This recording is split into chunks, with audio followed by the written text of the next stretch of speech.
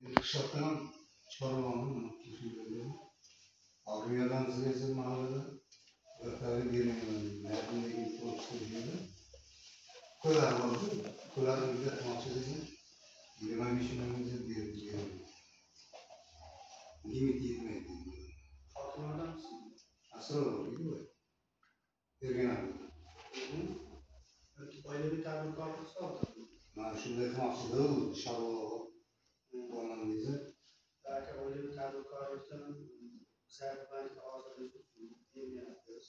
Xalqning mikrokredit banki. Bu narsadan lekin o'zimizning mahsulotimiz bor, mahalla loyihasi. Kreditimiz bor. O'sha kreditga berishimiz mumkin. Foizi 25%. 25%. 5 yil muddatga beramiz. İmtiyoz bormi shuni?